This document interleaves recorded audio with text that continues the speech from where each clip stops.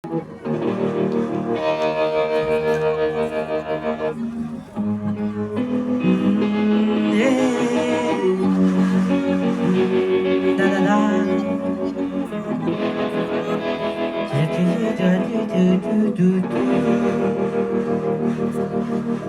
pwede kayo sumabay ulit ha. Bago na kayo po nanaka.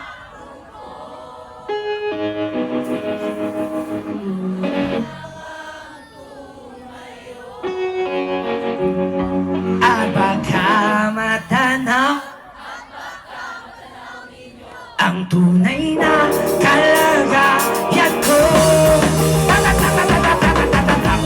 Kapag sa loob, malaking bayan, malawak na bakuran, mataas na pader, pinapaligiran, at nakapilang mga mamahali sa sakya. Bantay na lagi puro ambul, wala namang kasal pero marami ang nakabaro. Kung bakas walang ulali, walang punta sa mo, mga vlogs kung sana, hindi kilala ko. At ang ganda si puti ng gatas na nasa kaw, kahit na hindi pas sa lamesa ay mayam. Sarap siguro manirahan sa bahay na ganyan, sabi ba nila ito buhay matatagpo. Tao na nagmamayari, isang upuan na pag may pagkakatao pinag-aagawa. Kaya naman, di niya pinagkakamot. Kung makikita ko lang, siya ay aking sisigawan. Oh yeah!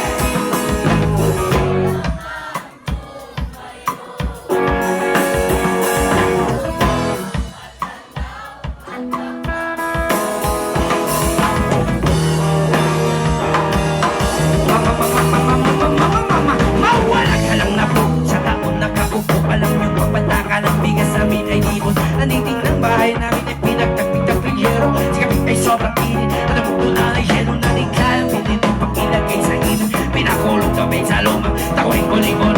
Gawin ang pag-atin na inalot lamang sa istero. Nagsisilbi ko sila, sumakayami ang mag-inay namin. Kaya marang isang kalkero na nagagamit ka pa ang aking ama ay sumalong mo. Kulang na kulang pa rin, ulam na tuyo kasi kasi 50 pesos sa magkawin magkakasya eh. Di ko alam kung talagang maraming harang, mataas lang ang pagod. Tulang-tulangan na ako po kayo kahit sa dami ng pera nyo. Walang totoo na makapagpapalit sa mata nyo kaya